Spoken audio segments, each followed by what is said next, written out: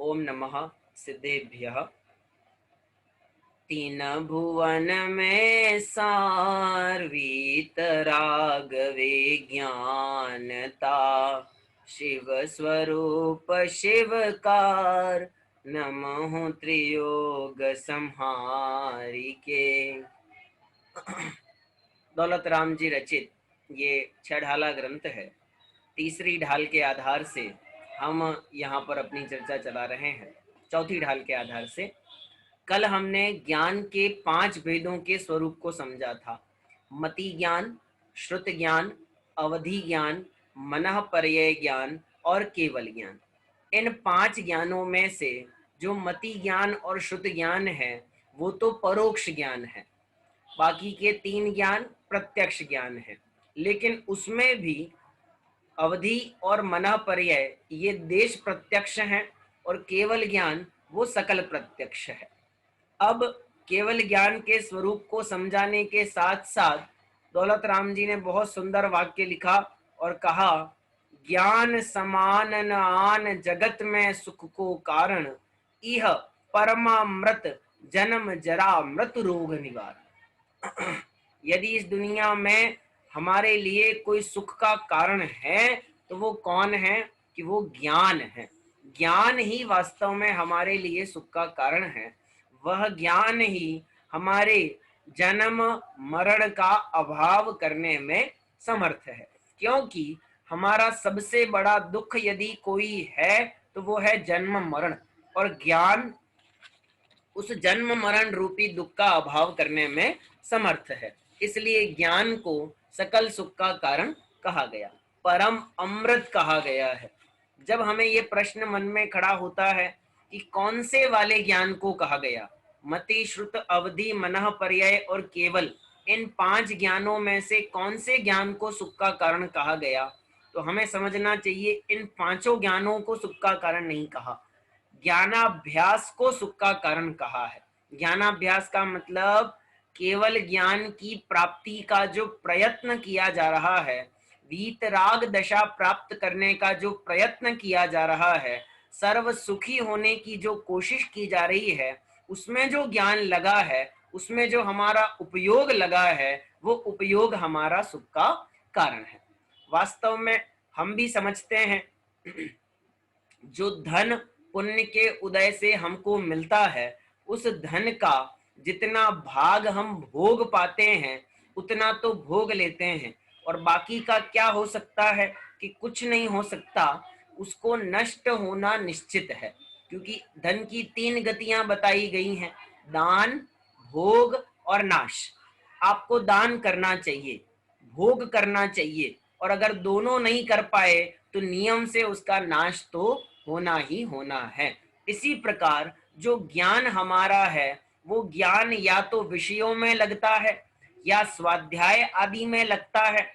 अगर जितना ज्ञान विषयों में लगा वो तो खराब हुआ, और जितना ज्ञान स्वाध्याय आदि में लगा वो ज्ञान सुख का कारण बना। इसलिए ज्ञान को दौलत राम जी सुख का कारण कहते हैं, परम अमृत कहते हैं। अगली जो छंद आने वाला है अगला, उसमें तो ज्ञान की और ज्यादा महिमा गाई गई है। आने वाले 3-4 छंदों में ज्ञान की ही महिमा यहाँ पर दौलत राम जी निरंतर गाते हैं। पढ़ते हैं छंद। देखिए, कल हमने 4 नंबर छंद तक की चर्चा की थी, आज हम 5वें छंद की चर्चा यहाँ पे करते हैं। आपके सामने है 5वां छंद, आप देख सकते हैं। पढ़ते हैं अपन सब साथ मिलके। कोटि जन्म तप तपे ज्ञान बिन कर्म जरे जे, ज्ञानी के छिन माहि त्रिगुप्ति ते सहज टरे ते, मुनि व्रत धार अनंत बार ग्रीवक उपजायो, पै निज आत्म ज्ञान बिना सुख लेशन पायो। ये चौथी ढाल इसलिए सबसे ज्यादा महत्वपूर्ण है कि इसमें जो पंक्तियां दौलत राम जी ने लिखी हैं वे बड़ी मार्मिक हैं। बहुत गंभीर अर्थ यहाँ पंक्तियों में छिपा हुआ है। क्या लिखते हैं? कोटि जन्म तप तपे ज्ञान बिन कितने जन्म, कोटि मतलब करोड़, जन्म का मतलब भव, करोड़ वर्षों का तप नहीं कहा जा रहा है, करोड़ों भवों का, यानी मनुष्य पर्याय का एक भव, इसके जैसे जैसे करोड़ों भवों में क्या करे, तप तपे, तपश्चर्या करे, व्रतादि पाले, उपवास आदि करे, परिशह जय करे, उपसर्ग का जय करे, लेकिन कैसा, ज्ञान बिन, किसके बिना, सम्यक ज्ञान के बिना, मिथ्या ज्ञान सहित, अर्थात बिना सम्यक दर्शन हुए जब कोई जीव ये उपसर्ग आदि का सहन करता है, तपश्चर्या पालता है, तो क्या होता है, कर्म जरे, कर्म जरते हैं, अर्थात कर्मों की निर्जरा होती है। देखिए, तपश्चर्या और उपवास आदि जो क्रियाएं हैं, इनको सर्व करणानि योग के शास्त्रों में निर्जरा का कारण कहा गया है। तो हम इस बात का निषेध तो नहीं करते कि निर्जरा नहीं होती, निर्जरा तो होती है। हम भी अगर व्रतादि उपवास आदि करते हैं तो कर्मों की निर्जरा तो होती है, लेकिन ज्ञान बिन शब्द एक महान अर्थ यहां पर दे रहा है।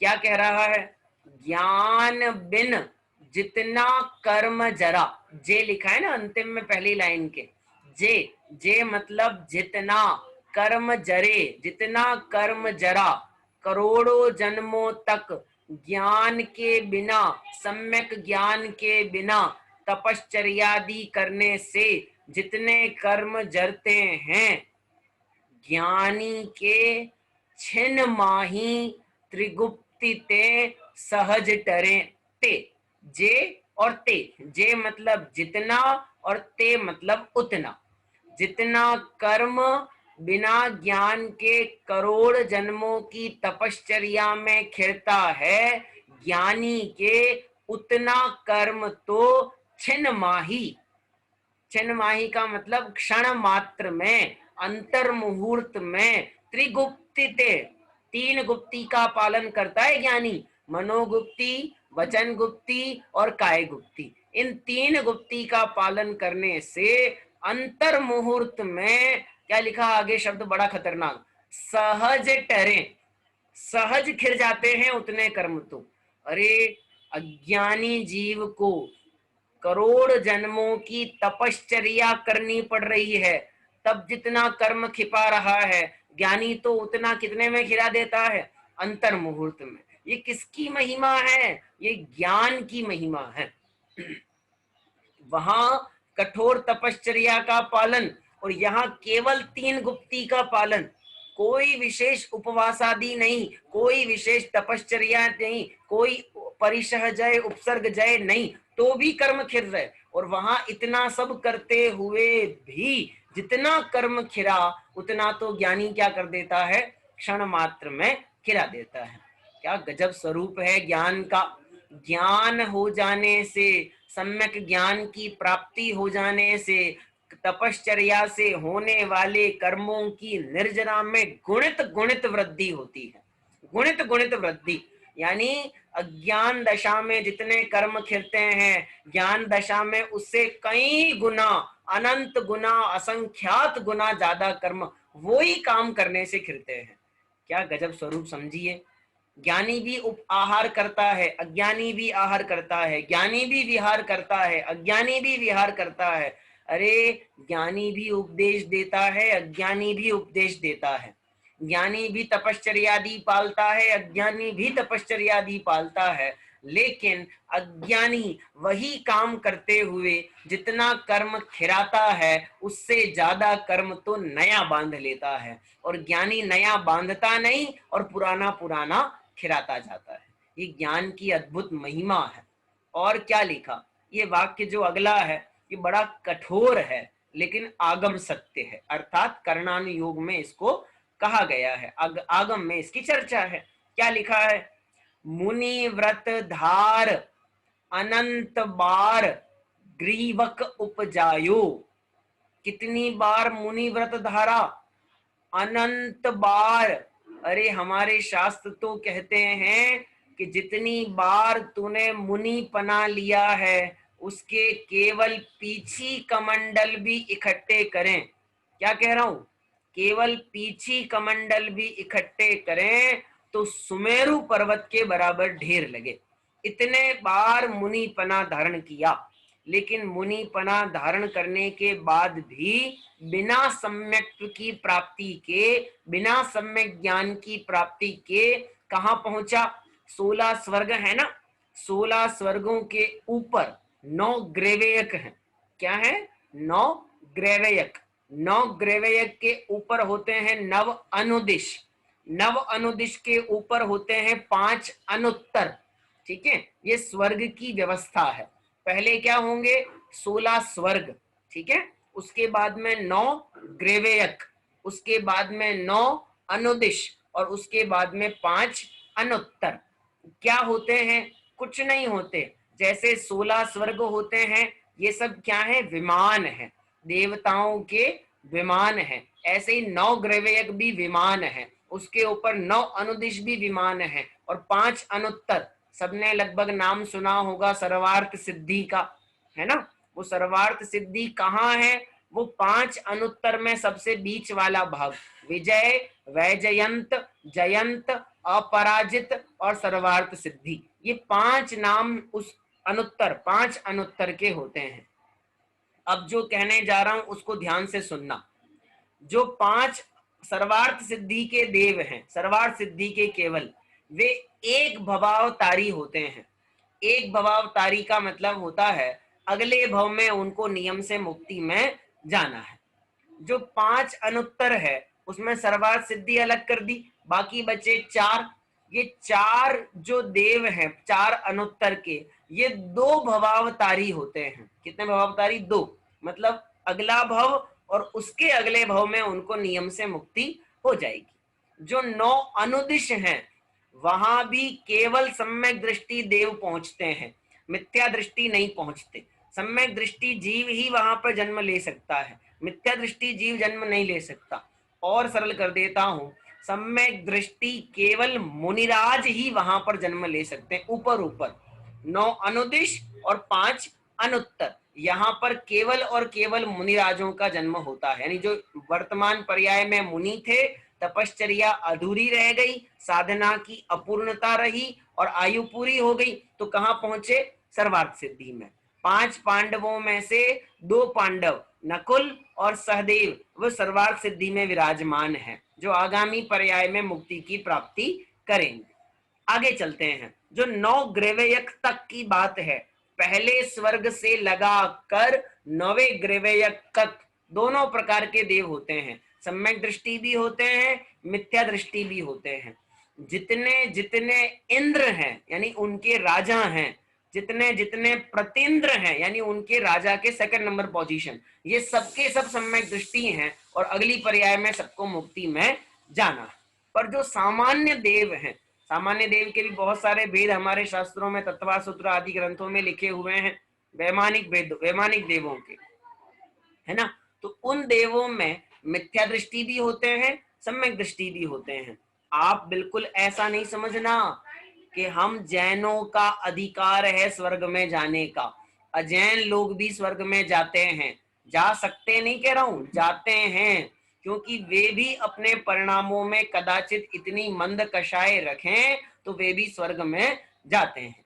लेकिन मिथ्या दृष्टि सहित हम भी वैसे जा रहे हैं। तो कोई मुनिपना धारे, क्या करे? मुनिपना धारण करे, परंतु सम्यक दर्शन नहीं है, सम्यक ज्ञान नहीं है, तो अधिकतम कहां पहुंचेगा? 9वें ग्रेवेयक तक पहुंचेगा। कौन से ग्रेवेयक तक? 1 2 3 4 ऐसे करके 9वें ग्रेवेयक तक पहुंचेगा, उसके आगे नहीं जा सकता। 9वें ग्रेवेयक तक पहुंचना भी बहुत बड़ी बात है, परंतु 9वें ग्रेवेयक तक पहुंचने के बाद भी काम तो नहीं हुआ ना। अगली पर्याय की मुक्ति भी नक्की नहीं हुई है, 2 पर्याय बाद की मुक्ति भी नक्की नहीं है। इसका मतलब केवल मुनिपना,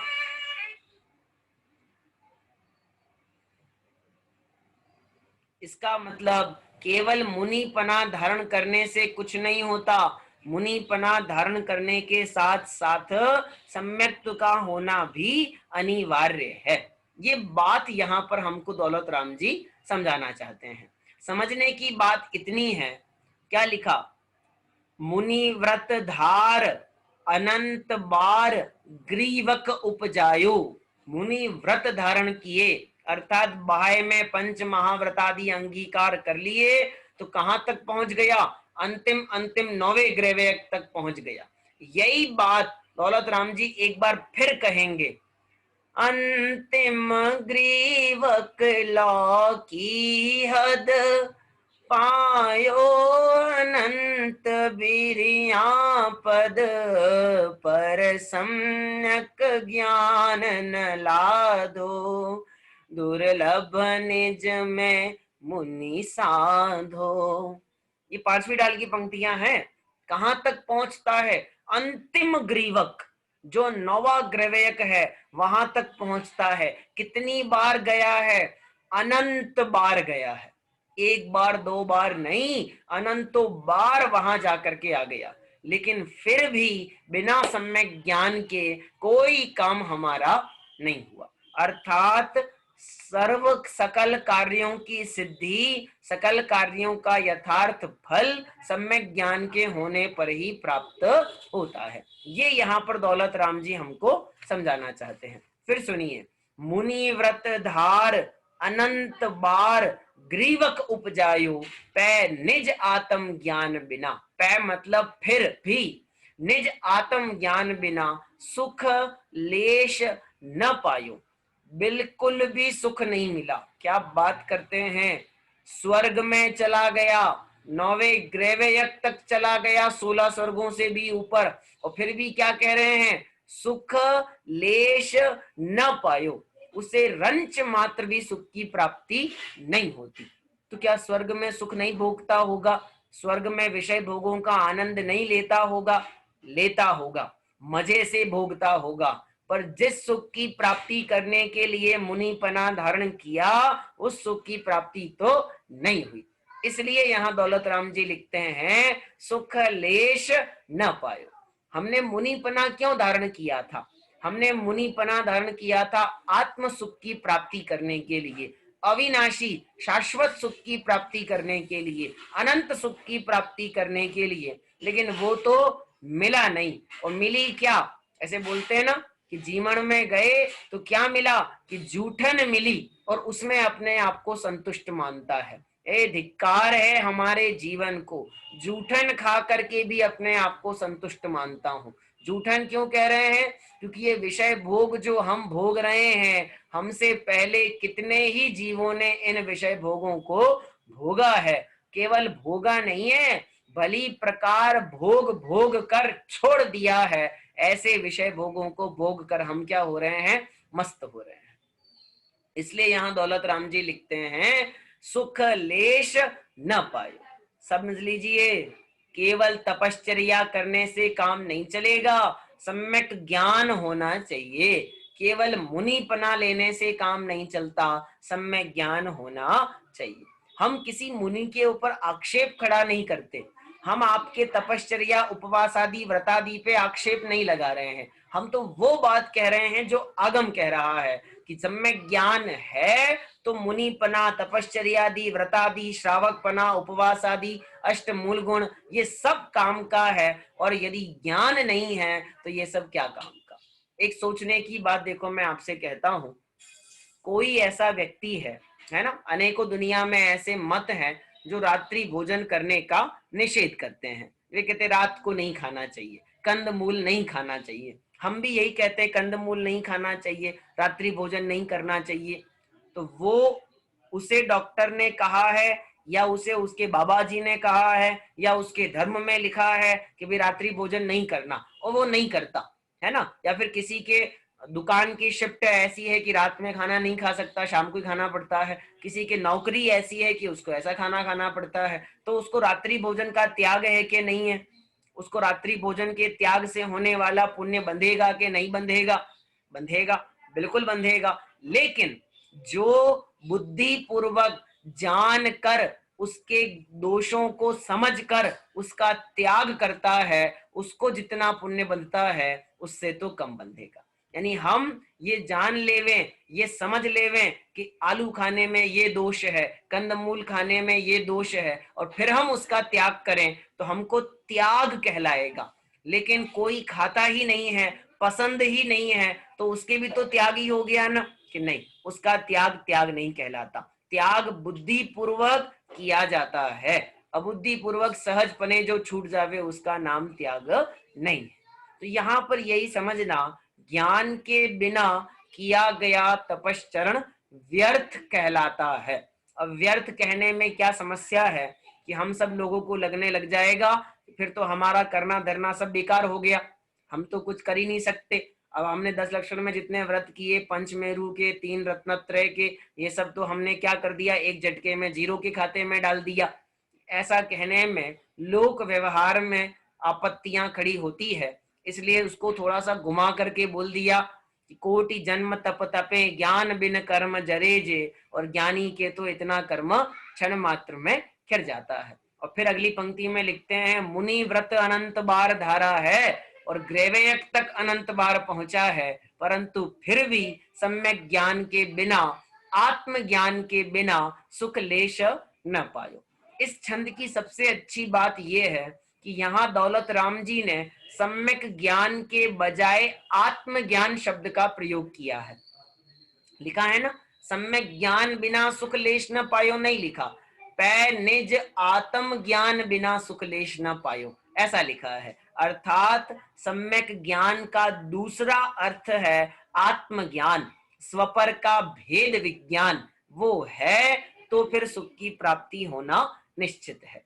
तो अब मन में ये प्रश्न खड़ा होता है, अब हमको पता चल गया कि हमको भेद विज्ञान करना है, हमको आत्मज्ञान की प्राप्ति करनी है, तो हमारा सब कुछ करना काम का। तो अब आत्मज्ञान की प्राप्ति कैसे होगी, स्वपर का भेद विज्ञान कैसे होगा, ये जब प्रश्न मन में खड़ा होता है तो दौलत राम जी अगले छंद में इस प्रश्न का भी उत्तर हमको देते हैं। पढ़ते हैं अपन छंद क्रमांक 6 की तरफ। 5 नंबर छंद की चर्चा हमने अभी यहां से पढ़ी, अब हम 6 नंबर छंद की तरफ चलते हैं। क्या लिखते हैं, सबसे ऊपर है, ताते जिनवर कथित तत्व अभ्यास करीजे, संशय विभ्रम मोह त्याग आपो लख लीजे, यह मानुष पर्याय सुकुल सुनि वो जिन वाणी, यह विधि गए न मिले सुमणि जो दधि समानी। ताते, ताते का मतलब इसलिए, ये पहले भी आया था, है ना, मोह महामद पियो अनादि, भूल आपको भरमत वादी। और वहां भी दौलत राम जी ने कहा, अगर तुझे सुख प्राप्त करना है तो हमारी बात सुनो, जो चाहो अपनो कल्याण। यही बात यहाँ पे कहते हैं ताते, इसलिए, इसलिए मतलब पीछे वाली लाइन से कनेक्ट करना है इसको हमको। क्या लाइन थी पीछे, पै निज आत्म ज्ञान बिना सुख लेश न पायो, और उसके साथ इसको जोड़ा, ताते इसलिए जिनवर कथित तत्व अभ्यास करीजे, जिनेन्द्र भगवान के द्वारा कहे गए तत्व का अभ्यास करना चाहिए। किसका अभ्यास करने को कह रहे हैं, जिनेन्द्र भगवान के द्वारा कहे गए तत्व का अभ्यास करने को कह रहे हैं। सीधे सीधे शब्दों में हमको स्वाध्याय करने के लिए कह रहे हैं। क्या करने के लिए, स्वाध्याय करिए, क्योंकि स्वाध्याय से ही ज्ञान में विशुद्धता आती है, स्वाध्याय से ही कषायों में मंदता आती है, स्वाध्याय से ही परिणामों में निर्मलता आती है, स्वाध्याय से ही ज्ञान का परिष्कार होता है, भेद विज्ञान की प्रकटता होती है, मुक्ति का मार्ग प्रशस्त होता है, सच्चे देव शास्त्र गुरु का स्वरूप समझ में आता है, 7 तत्वों का सच्चा निर्णय होता है। किसके माध्यम से, स्वाध्याय के माध्यम से। तो हम किसी भी ग्रंथ, किसी भी जिनवाणी, किसी भी किताब को लेकर बैठ जाएं तो उसे स्वाध्याय कहें कि नहीं कहें। मिलते हैं ना, रेलवे स्टेशन पे बहुत सारी किताबों की दुकानें हैं, वहाँ हजारों प्रकार की किताबें उपलब्ध हैं, नॉवल है, उपन्यास है, कहानियां हैं, इत्यादि बहुत सारे हैं। तो हम कोई भी उठा करके पढ़ लेंगे तो स्वाध्याय कहलाएगा कि नहीं कहलाएगा? कि नहीं नहीं, उसका नाम स्वाध्याय थोड़ी है। स्वाध्याय किसे कहते हैं? तो अगली पंक्ति में क्या लिखा? अगली पंक्ति में लिखते हैं संशय विभ्रम मोह त्याग आपो लख लीजिए। आपो मतलब अपने को। किसको लखना है? अपने को देख लेना, अपना निर्णय कर लेना, अपने स्वरूप को पहचान लेना। इसका मतलब हुआ कि वो पुस्तक, वो बुक, वो जिनवाणी कहलाएगी, वो बात हमारे पढ़ने योग्य है जिसमें मैं दिखाई देता हूं, जिसमें मुझे मेरा कल्याण दिखाई देता है, वो बात मेरे काम की है। देखो, बहुत सहज बात मैं आपसे कहता हूं, आपके घर परिवार में जब शादियां होती हैं तो फोटोग्राफर आता है, एल्बम बनती है और एल्बम बन के हमारे सामने आती है। तो हम जब जिनके घर में शादी होती है उनके घर जाएंगे शादी के 1-2 महीने, 2-4 महीने बाद में, तो उन लोगों को क्रेज होता है ना, शादी की एल्बम आ गई, आप भी देखो, आप भी देखो। तो हमने शादी की एल्बम देखना चालू किया। तो हमने पहला पेज खोला, दूल्हा दुल्हन का फोटो बना हुआ है, अच्छे लग रहे हैं, बहुत अच्छे लग रहे हैं, आगे चले गए। ऐसे करते करते हमने सारे पेज निकाल लिए, पर एक पेज पे जाकर के हम रुक गए, उसमें भी एक फोटो में जाकर के रुक गए। यार ये पोज मेरी अच्छी नहीं आई है, ये फोटो मेरा अच्छा नहीं आया। अब बाकी सारे फोटो के बारे में आपका कमेंट नहीं आ रहा था, आपका उपयोग नहीं लग रहा था, उसी फोटो पे आप क्यों रुके? उसी फोटो में आपका रुचि क्यों बढ़ी? क्योंकि उसमें मैं दिखाई देता हूं। उसमें कौन दिखता है? मैं दिखाई देता हूं। जहां मैं दिखता हूं वहां रुचि आती है, जहां मैं नहीं दिखता वहां इंटरेस्ट नहीं आता। आपके बच्चे को आपकी शादी की एल्बम देखने में मजा नहीं आता। क्यों नहीं आता? क्योंकि उसमें मैं नहीं दिखता। वो कहता है इसमें मैं तो हुई ही नहीं, तो मैं क्या देखूं इसमें? तो जिसको जो जो वहां उपलब्ध नहीं है, जो वहां था नहीं, जो जिसका फोटो में नाम फोटो में नहीं दिख रहा, उसको वो एल्बम देखने में मजा नहीं आता।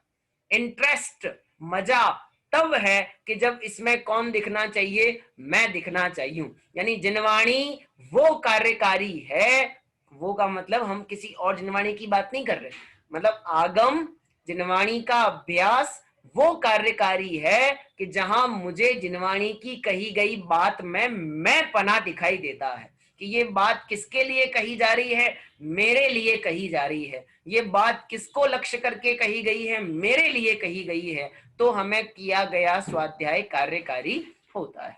तीसरी ढाल की आखिरी पंक्तियां हमने पढ़ी थी, क्या थी? दौल समझ सुन चेत सयाने, काल वृथा मत खोवे, यह नर भव फिर मिलन कठिन है, जो सम्यक नहीं होवे। किसको कहा है ये बात? दौलत राम जी ने। ये लिखा तो है दौल, दौल मतलब अपने लिए कह रहे हैं, हमको थोड़ी बोला है। दौलत राम जी ने तो खुद को बोला है। जब हमें ये लगेगा कि दौलत राम जी ने खुद को बोला है तो हमें उस बात का मजा नहीं आएगा। हमें मजा, इंटरेस्ट, रुचि, उत्साह तब आता है जब ये लगता है कि ये बात किसके लिए कही गई है? मेरे लिए कही गई है। वो जो दौल शब्द है ना, वो मेरे लिए कहा गया है, वो मैं हूं, जिसे दौलत राम जी संबोधन करते हुए कह रहे हैं। यही यहां पर समझना है। ताते जिनवर कथित तत्व अभ्यास करीजे, जिनेन्द्र भगवान के द्वारा कहे गए तत्व का अभ्यास करना चाहिए। लेकिन कैसा? तो 3 शब्द लिखे, संशय विभ्रम मोह त्याग। किस किस को त्याग करना?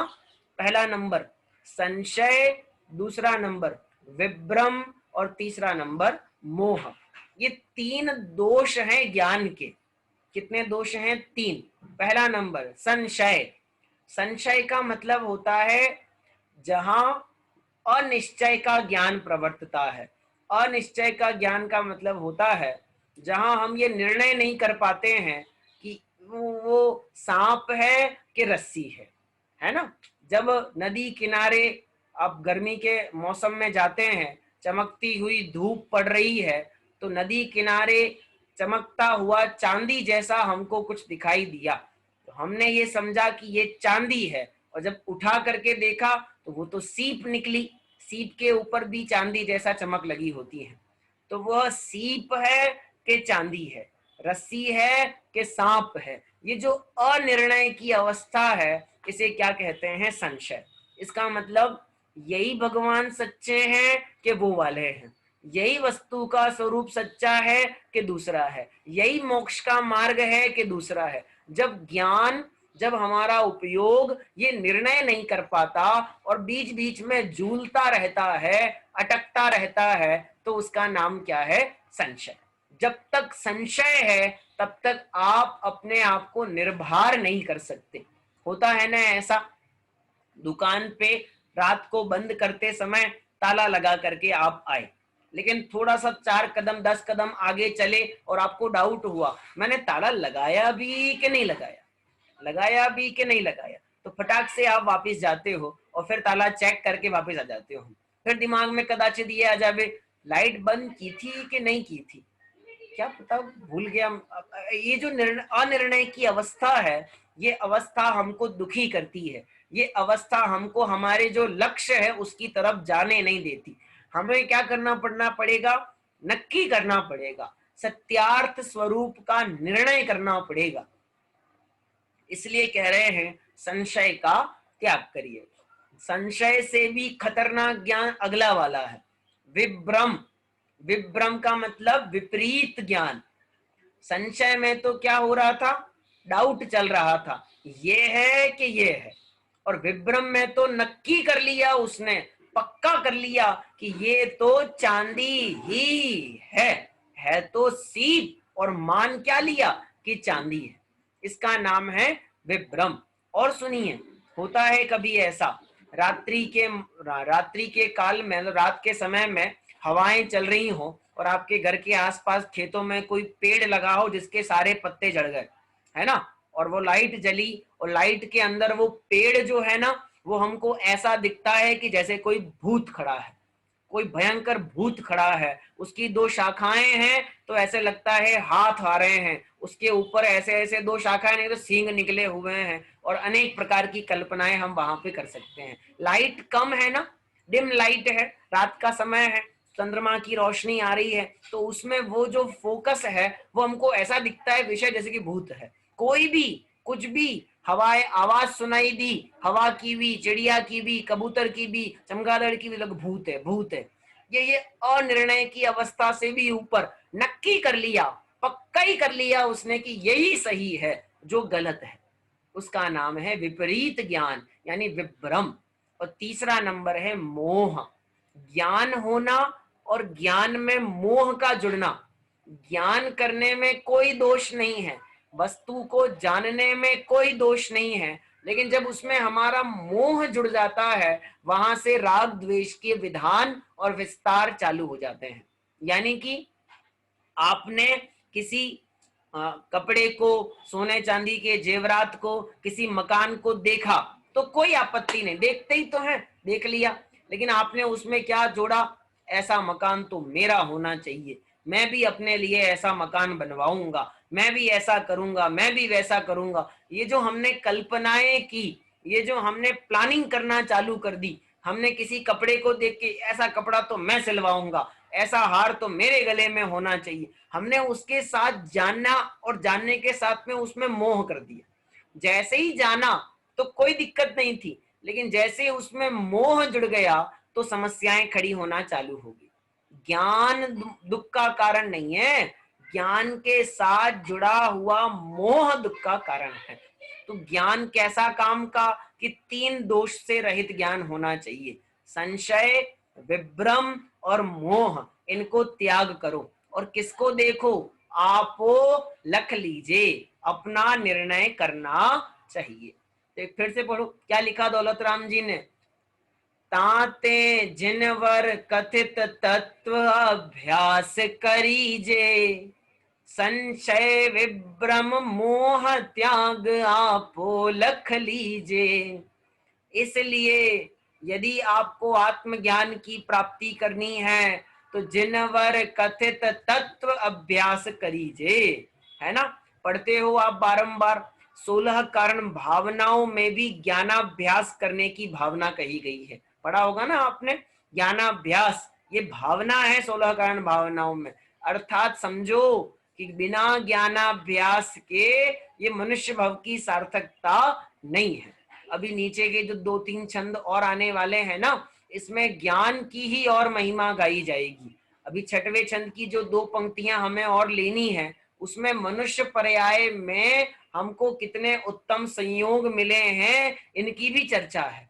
लेकिन ये सारी चर्चाएं, ये सारा प्रकरण हम पढ़ें, ये ढाल पढ़ें, लेकिन तत्व का अभ्यास नहीं करें, संशय विभ्रम मोह का त्याग नहीं करें, तो आपो लख लीजिए ये बात सार्थक नहीं हो पाएगी, यानी अपने स्वरूप का निर्णय हमारा नहीं हो पाएगा। ठीक है, तो इस तरह हमने अभी ये 6